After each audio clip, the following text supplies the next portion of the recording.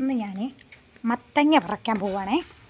നമ്മുടെ ഇവിടെ മത്തങ്ങ ഉണ്ടായിട്ടുണ്ട്, കുഞ്ഞ് സൈസ് മത്തങ്ങ, എന്നാലും കുറച്ചുണ്ടായിട്ടുണ്ട്. അത് പറിക്കാൻ പോവാം കേട്ടോ. ഇത് കണ്ടോ, ഈ സൈസൊക്കെ ആയിട്ടുള്ളൂ കേട്ടോ. ഇത് മൂക്കാത്ത മത്തനായതുകൊണ്ടായിരിക്കും ഇങ്ങനെ വന്നതെന്നൊക്കെ പറയുന്നുണ്ട്. അതോ ഈ സൈസ് ആവുള്ളൂ എന്നറിയില്ല. എന്നായാലും നമ്മൾ 2 എണ്ണം പറിച്ചിട്ടുണ്ട്. ആദ്യമായിട്ട് കേട്ടോ മത്തങ്ങയൊക്കെ വീട്ടിലുണ്ടായി വിളവെടുക്കണത്. കാരണം നമുക്ക് സ്വന്തമായിട്ട് സ്ഥലമൊക്കെ ഇപ്പോഴാണ് ഉണ്ടായത്. അതിന് മുന്നേ ഞങ്ങളുടെ ചെറുപ്പത്തിലേക്ക് അന്നേരം അച്ചാച്ചനും അമ്മച്ചിയൊക്കെ എല്ലാവരും നട്ടുകൊണ്ടിരുന്നത്. നമ്മളിങ്ങനെ ചെയ്യാറൊന്നുമില്ലല്ലോ. ഇപ്പം നമ്മൾ നടലില്ല, വിളവെടുപ്പിൽ മാത്രം. 2 എണ്ണം പറിച്ചു. ഒരെണ്ണം നമ്മൾ നമ്മുടെ നെയ്ബറിന് കൊടുത്തേ, പിന്നെ നമ്മൾ ഒരെണ്ണം വീട്ടിൽ കൊണ്ടുവന്നു. അത് മുറിക്കാൻ ഭയങ്കര പാടായിരുന്നു കേട്ടോ.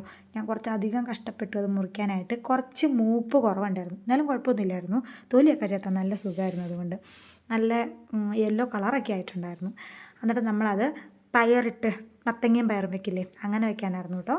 നല്ല സൂപ്പർ കറി കേട്ടോ മത്തങ്ങയും പയറും. എനിക്കിഷ്ടമാണ് ചോറിൻ്റെ കൂടെയൊക്കെ കഴിക്കാൻ. ഉണ്ടാക്കണ പറയണ്ടല്ലോ, തേങ്ങ അരച്ചുണ്ടാക്കിയത് ഉണ്ടാക്കണമെന്ന് പറയണമെന്നേ പിന്നെ വീഡിയോ ഇടാം കേട്ടോ. അപ്പം അതൊന്നും പറഞ്ഞിട്ടില്ല. പിന്നെ അതിങ്ങനെ ഉണ്ടാക്കി കുറുക്കിയെടുത്ത് പിന്നെ ചോറുണ്ട് കേട്ടോ. ഞങ്ങൾ മാമലയിൽ നിന്ന് വന്നപ്പം കുറച്ച് മുളക് പറിച്ചായിരുന്നല്ലോ, ആ മുളക് വിനാഗിരിക്കകത്തിട്ടു. അപ്പം അത് ഏറെക്കുറെ ഉപ്പും വിനാഗിരിയൊക്കെ പിടിച്ചിട്ടുണ്ട്. അപ്പം അതുകൊണ്ട് അതൊക്കെ കൂട്ടി ചോറിനാനിപ്പോൾ അടിപൊളിയാണ്. ഞാനിങ്ങനെ ഫോണൊന്നും എടുക്കാതെ ടി വി ഒന്നും കാണാതെ എനിക്കിഷ്ടമുള്ള കറിയാണെങ്കിൽ ഇങ്ങനെ ചോറും പാത്രത്തിലേക്ക് തന്നെ നോക്കിയിരുന്ന് ഫുഡ് കഴിക്കും കേട്ടോ.